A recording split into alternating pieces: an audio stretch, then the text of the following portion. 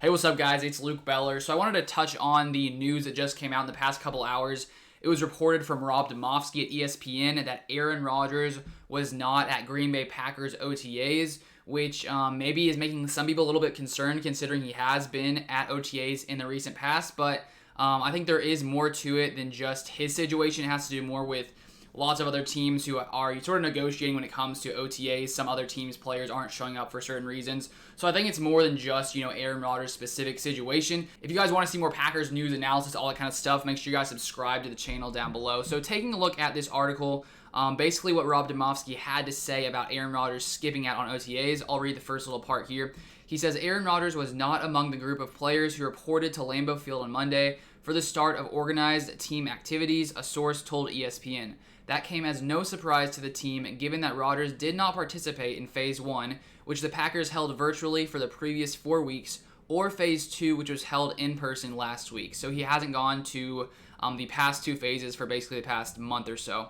Phase 3, which includes 10 total days of work spread out over 4 weeks, began Monday. The first session open to reporters is on Tuesday. So he didn't show up to the first 3 phases of the Packers, off-season sort of activities. They are voluntary, so he doesn't have to show up. And then he goes on to say the entire off-season program, excluding the June 8th to 10th mandatory minicamp, is voluntary. However, Rodgers is one of 19 Packers players with an off-season workout bonus. He already has missed enough to disqualify him from cashing his $500,000 bonus. But one thing to take a look at that I think is important from Albert Breer here, he said this morning. He said, Packers QB Aaron Rodgers and Seahawks QB Russell aren't expected to report for Phase 3 today, but that's not about their individual situations. Seahawks and Packers players are staying away until agreements can be reached on how OTAs look. So it seems that potentially Rodgers isn't the only Packers player who is not showing up to OTAs. It may seem that way just because we obviously, with the Rodgers situation being the thing that everyone wants to hear about right now, that is the one that would, be talked about the most.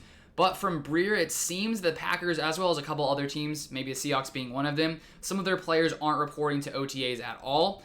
And so that could, sort of mean that maybe it's not just Aaron Rodgers. So it says more details on this in the column, but the Packers players have been working towards a deal, while only players with workout bonuses and rookies are in-house. So guys who want to get that bonus, which makes sense, I would want to get that bonus. And then rookies who need to come and improve themselves, it would probably be bad if they didn't show up to, these Packers voluntary workouts. So I'm guessing it would be guys who already are sort of solidified on the team because it could be risky if you were, not one of the top dogs to be skipping out on these practices just because the coaches, can't really see what you have to offer. So I don't think it's necessarily as bad as it possibly seems just from the fact it sort of sounds like Rodgers is the only one missing out. Other players are missing out supposedly too from Albert Breer. And so with everything that has been going on with Rodgers and the Packers, this, obviously it would be better if he was at OTAs. It would probably prove a lot more so to show that the Packers are closer to getting a deal done with Aaron Rodgers, but him not being there along with some other players, I don't think it necessarily means anything completely negative. It would be better to see him there, but I don't think it's necessarily that bad of a thing that he is not reporting to OTAs, considering potentially other players aren't as well. And as we've talked about with this Aaron Rodgers situation, we're going to have to wait and see, let time unfold, see what happens, because there's been lots of differing kinds of reports, and who exactly knows what's going on right now behind closed doors. So that's going to be all for today's video. If you guys enjoyed it, it would be awesome if you drop a like on the video down below, and I'll continue to cover everything that's going on with Rodgers, that situation, if more stuff comes out of Green Bay in the coming week or so. So make sure you guys subscribe to the channel. Let me know your thoughts on what's going on right now, and I'll see you guys in the next video.